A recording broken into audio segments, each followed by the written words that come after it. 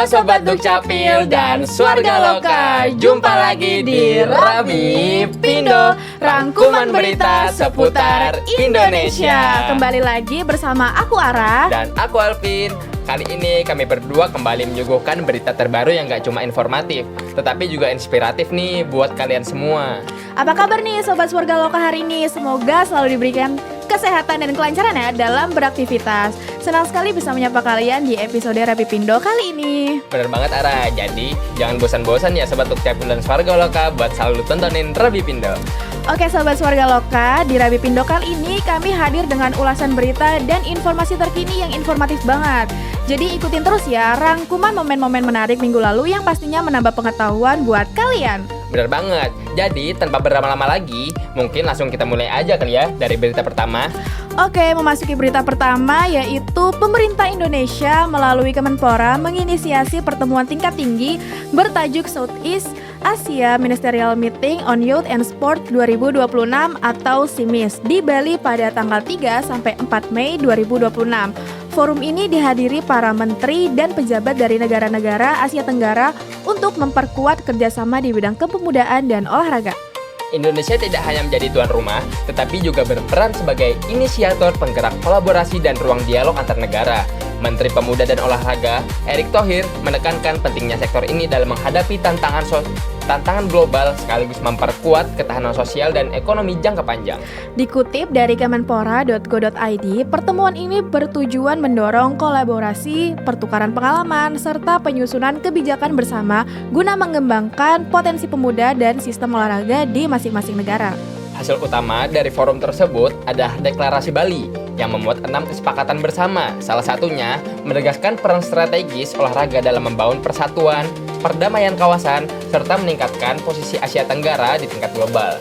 Semoga kolaborasi ini benar-benar berdampak ya ke generasi muda, Alvin. Setuju, jadi kita tunggu terus ya gebrakan selanjutnya dari Indonesia. Oke, lanjut ke berita kedua. Badan Narkotika Nasional atau BNN menggelar Padel Turnamen Piala Bersinar 2026 pada tanggal 1-3 Mei di Casa de Padel, Jagakarsa, Jakarta Selatan.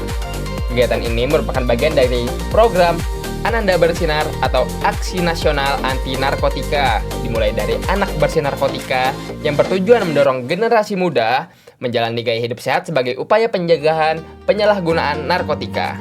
Turnamen ini juga menjadikan momentum awal menyambut Hari Anti Narkotika Internasional yang diperingati setiap tanggal 26 Juni. Dikutip dari bnn.go.id, turnamen padel ini diusung dengan tema Change the Noise, Healthier Purpose. Nah, olahraga padel dipilih karena tengah populer di kalangan anak muda. Melalui kegiatan ini, BNN ingin menyediakan ruang positif untuk menyalurkan energi melalui olahraga, membangun komunitas sehat, serta meningkatkan kesadaran bahwa pola hidup sehat dapat menjadi benteng dari pengaruh narkoba. Kegiatan ini juga dirangkaikan dan berbagai agenda pendukung, seperti exhibition stand BNN yang menghadirkan informasi interaktif mengenai bahaya narkotika serta upaya pencegahannya. Selain itu, akan terdapat podcast Ananda Bersinar yang mengajikan edukasi dengan pendekatan yang lebih ringan dan dekat dengan keseharian generasi muda.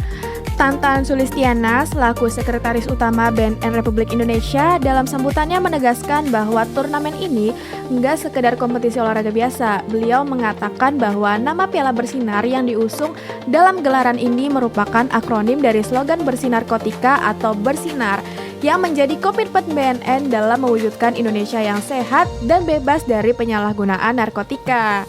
Wih, menarik banget ya Alvin, olahraga sekarang tuh jadi bukan cuma soal kesehatan, tapi juga jadi media kampanye sosial yang pastinya berdampak positif. Betul banget, apalagi kalau dikemas seru seperti turnamen padel ini ya, pasalnya jadi lebih mudah diterima di kalangan anak muda. Semoga sih kegiatan seperti makin banyak ya. Betul. Oke, Sobat Swarga Loka, kita beralih ke berita selanjutnya. Wah, apa tuh Vin? Nah, dilansir dari antaranews.com, pemerintah Provinsi Bali melalui Dinas Kebudayaan mulai menyiapkan proposal untuk mengusulkan Hari Suci Nyepi sebagai warisan budaya tak benda UNESCO. Usulan ini akan diajukan melalui Kementerian Kebudayaan setelah dokumen persyaratannya disusun. Kepala Disbud Bali, Ida Bagus Alit Suryana menjelaskan bahwa pengajuan ini berangkat dari keinginan DPD Prajaniti Hindu Bali. Di mana jika sebelumnya pada 2023 Nyepi sudah ditetapkan warisan WBTB Indonesia, maka selanjutnya tak salah jika menjadi WBTB UNESCO. Beliau menilai Nyepi tidak hanya sebagai tradisi lokal, tetapi juga memiliki nilai universal yang dihormati secara global. Para budayawan, tokoh adat dan tokoh Hindu memandang Hari Suci Nyepi bukan hanya sebagai kearifan lokal dan ritual setempat, namun sudah menjadi warisan global yang dihormati oleh masyarakat internasional.